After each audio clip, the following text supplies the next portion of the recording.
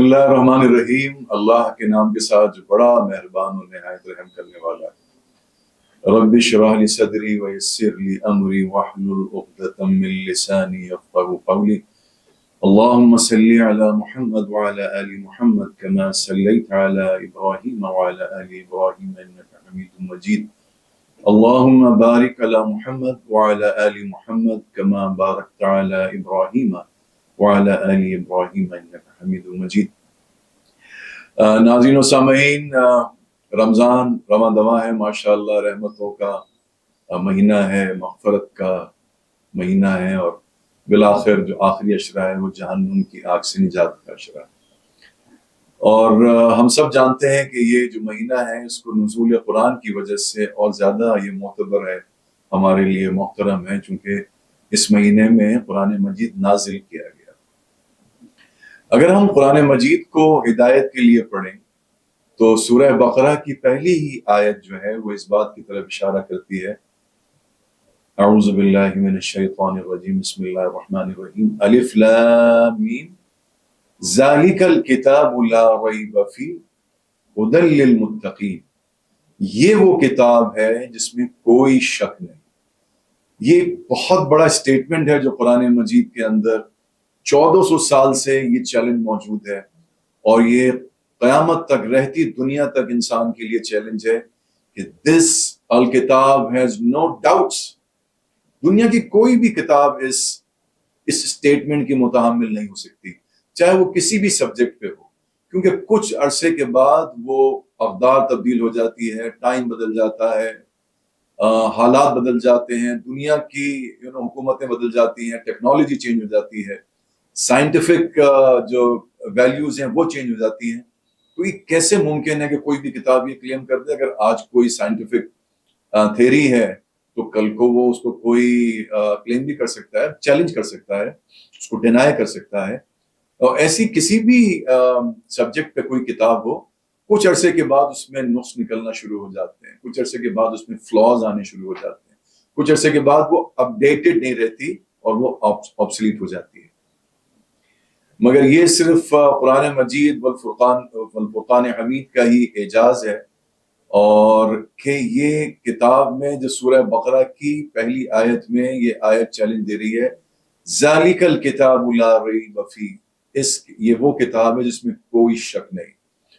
हुदल लिल मुत्तकीन, और इसमें हिदायत है मुत्तकीन के लिए, यानी जो मुत्तकी बनना चाहे,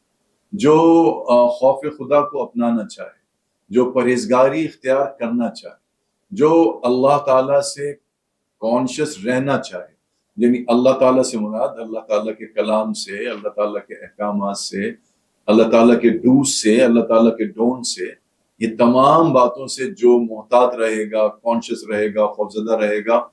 उसको हिदायत करेगी ये किताब। अगर कोई पहले से ही अपने आप को इस किताब को समझे बगैर, इसको जाने बगैर, इसमें हिदायत लिए बगैर, इसमें सही और गलत की तमीज लिए बगैर ही अपने आप को मुत्तकी समझेगा, तो वो एक तरह से सेल्फ मेड, खुद साख्ता मुत्तकी तो होगा, मगर अल्लाह की नजर में वो मुत्तकी नहीं होगा। तो आइए, रमजान का दिन है, आज तो जुम्मे का दिन है माशाअल्लाह, और बड़ा मुबारक दिन है। और इस जुम्मे के दिन तो वैसे ही सूरह जुम्मा, कुरान मजीद की एक सूरत नाजिल अल्लाह ताला ने इस जुम्मे के बाद, जुम्मे का मतलब है जमा होने वाला दिन। वैसे तो सारी जो नमाजें हैं हम सब पे फर्ज हैं, इन्ना सलात कानत अलल मोमिनीन किताबम मौकूता,